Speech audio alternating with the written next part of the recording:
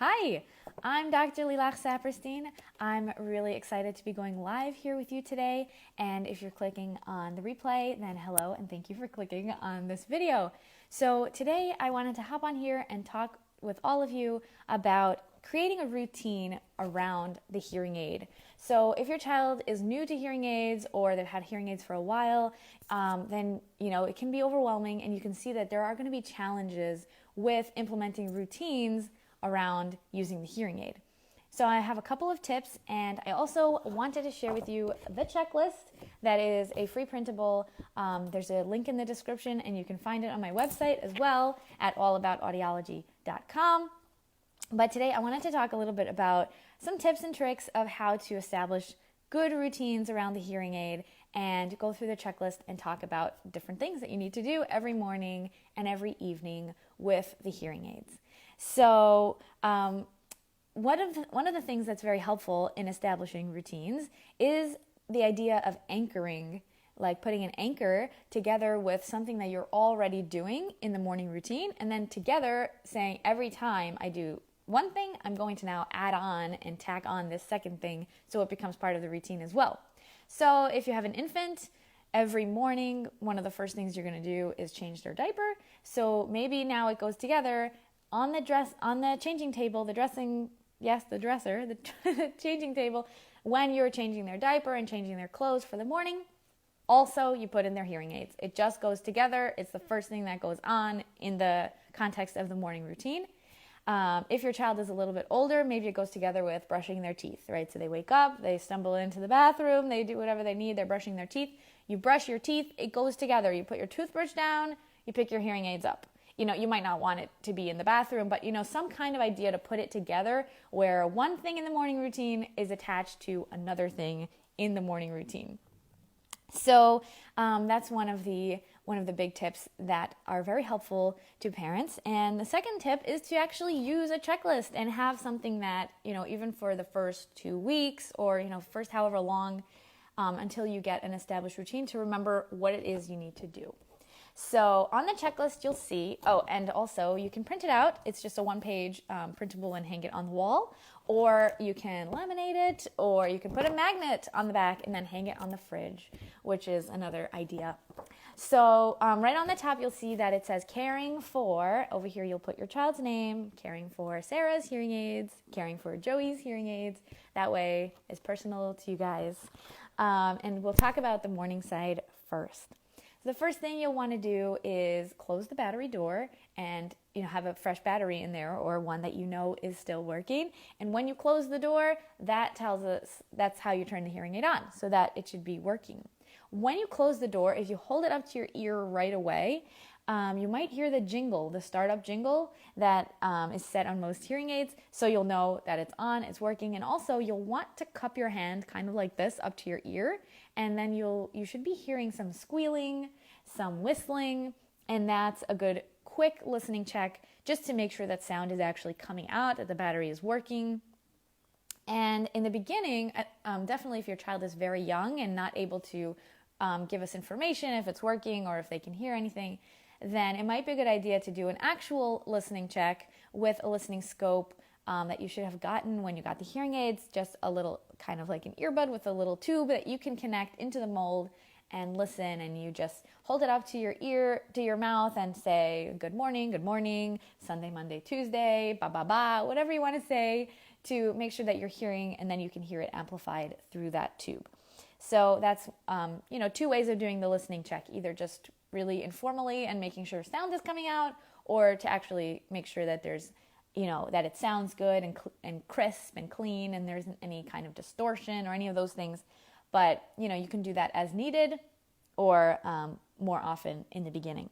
So then you'll want to place them in your child's ear. And this can be a challenge. They might not like it very much. They might be all squirmy, wormy.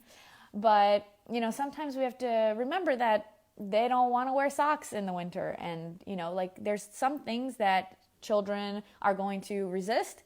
But it's our responsibility as parents and caregivers to do what we think is right for them and do what they need. Okay, so we're not talking about forcing, holding down screaming children. That's like a different level, but it might not be their favorite thing. And then especially in the beginning, it's like, what is this? What are you doing to my ears? So a tip for putting it in is definitely to put the mold in first and then swing the hearing aid up to the back. And when you put the mold in, you might want to use 2 hands and have one hand holding the ear up and back and the other hand holding the mold and putting it in. So, it's going to take a couple times of practice before it gets much easier, and then you could just do it in a second. Once you learn the curve of their ear, it usually kind of goes like towards their nose in the beginning. That's like the natural curve of the ear canal, is to go forward and then in, and not just straight in. So once you have it in your child's ear, make sure that it looks snug, that nothing's sticking out. There's all the different crevices, like right in here and right in the back. And that the hearing aid on top is sitting comfortably. You might have a headband or a hat or some kind of clip. So just make sure that all these things are in place. And the next thing I recommend is sing a song. So this could be, when you're thinking about that you can also put together, just like we talked about putting together the routine so that it just goes together. Change the diaper, put in the hearing aids, or brush the teeth, put in the hearing aids. Another thing that could be associated with putting the hearing aids in is that put in the hearing aids and you get an automatic reward of mama's voice singing a song, You Are My Sunshine, or something really sweet, and just that can become a daily morning welcome. Good morning, a really sweet good morning song, or even just saying their name.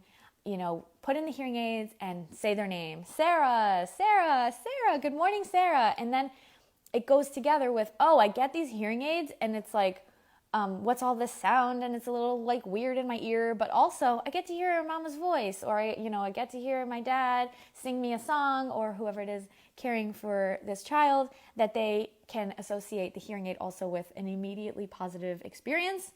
You're not going to want to put the hearing aid in and then slam doors and turn on the blender or something, right? So you want to do it in a quiet and calm environment as much as possible, because we all know mornings are very, very hectic and there's a lot going on. But if, even just for the first 5 seconds of the hearing aids being put in, if that's a positive experience, then that can carry on over into the rest of the listening hours throughout the day.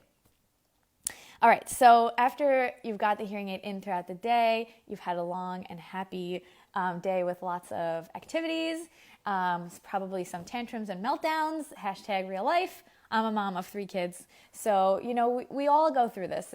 It's really a long day when you're responsible for the care and well-being of another human, let alone multiple little humans.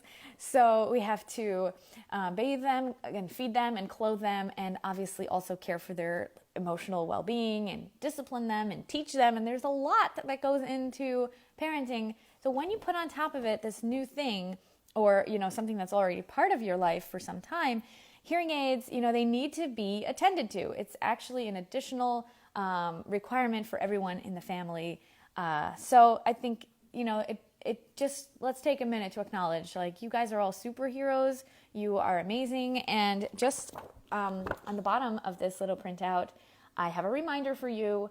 You are the best advocate for your kid, the best. Yeah, mom knows best, dad knows best, parents' intuition, caregivers, grandma, whoever you are amazing for this kid. You are their whole life. You're everything. There can be fabulous and wonderful professionals in your life, audiologist, speech pathologist, teacher, all these different people who really, really care and love and pour all of their efforts into helping and bringing your child success. But at the end of the day, we all know it's on you, mom, dad, and we really have to take that on, and say, I'm doing my best and I'm doing a lot and I'm really important, so like, that's a really nice feeling. Anyway, I think it's important to acknowledge our roles as parents. So great job. You're doing great. Let's talk a little bit about the evening. So at the end of the day, we are going to also try to connect this with another activity. So is it bath time? That makes sense, because we don't want the hearing aid to get wet. It's definitely not going in the bath. So maybe that's what it is. We're ready to go in the bath. Gotta, get undressed to get in the bath. Also, we take off our hearing aids and put them in the case in the same spot every day, right? High up so that kids can't reach them. There's a lot of things that go into this.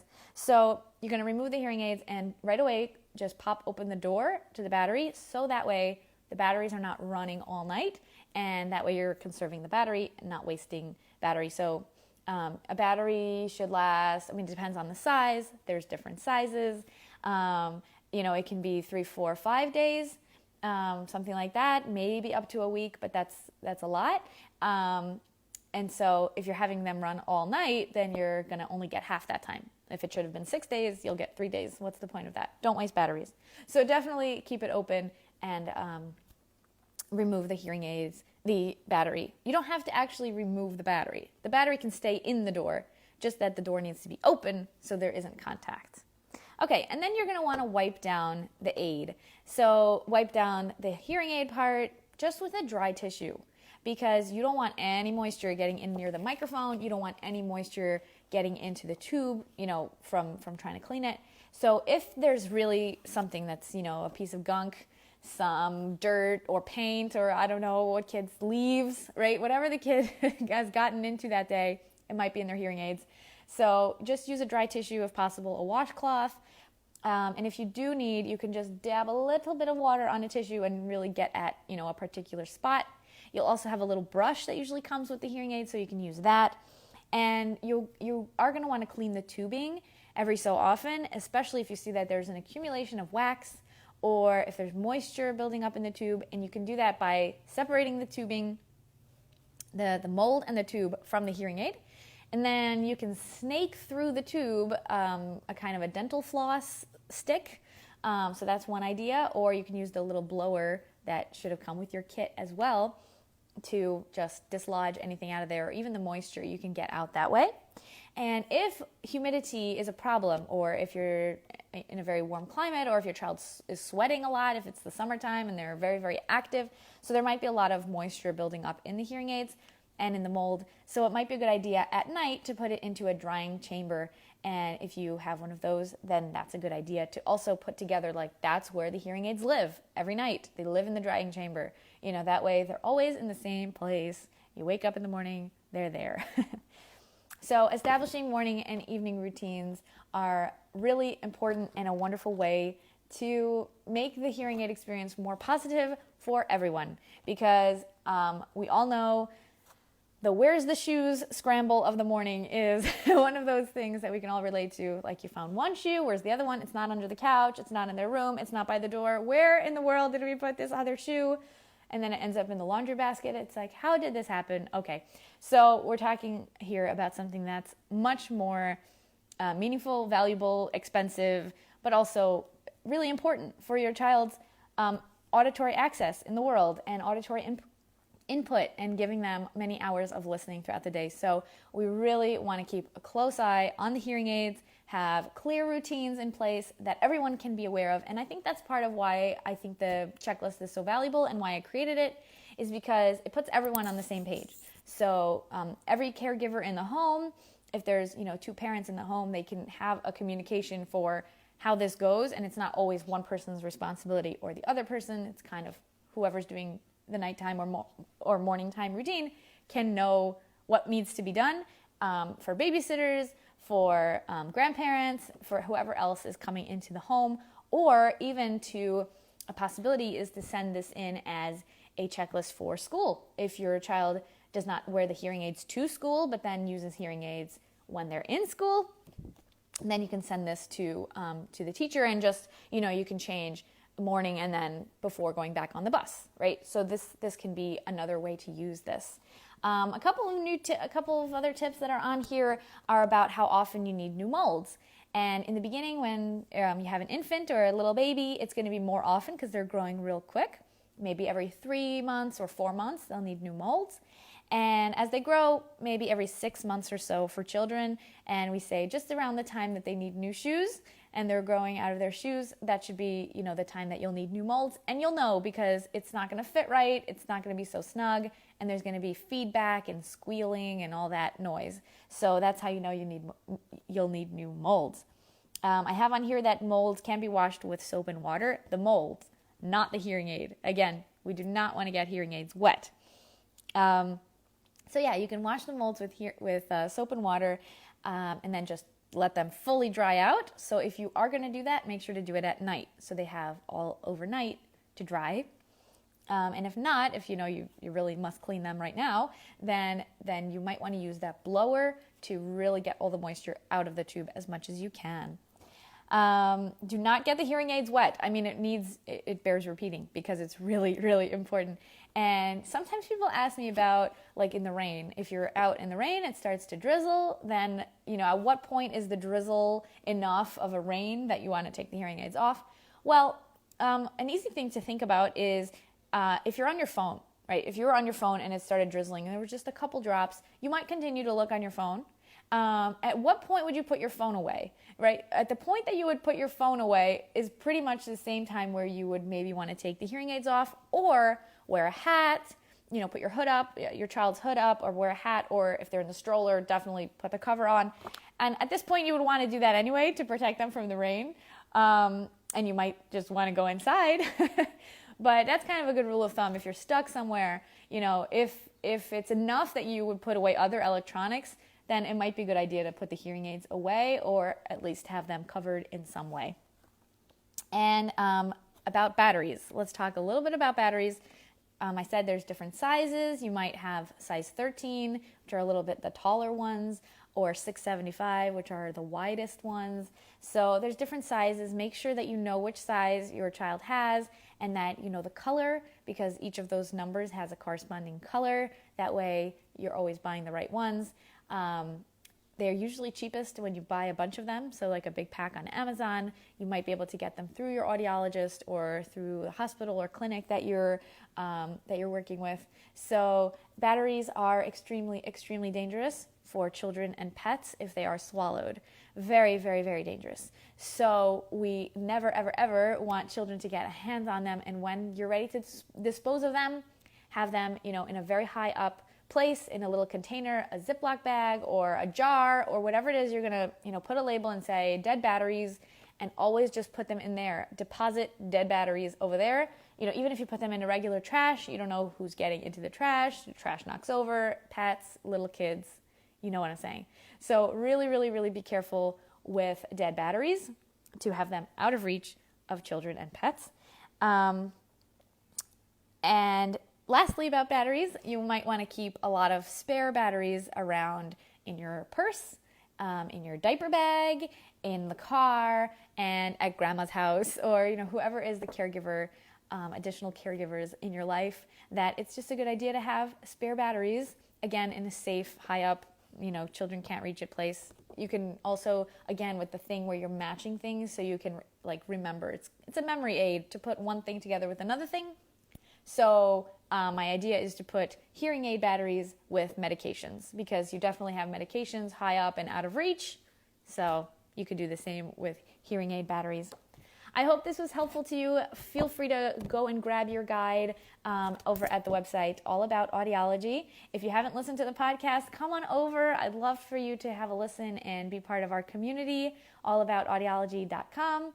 And if you know of another mom, dad, teacher, speech therapist, audiologist, anyone in your life who you think might want to know about this and have it available to them, then feel free to share them the link. And it's really wonderful. Thank you so much for listening. I'm Dr. Lilach Saperstein, and I'll see you next time. Bye.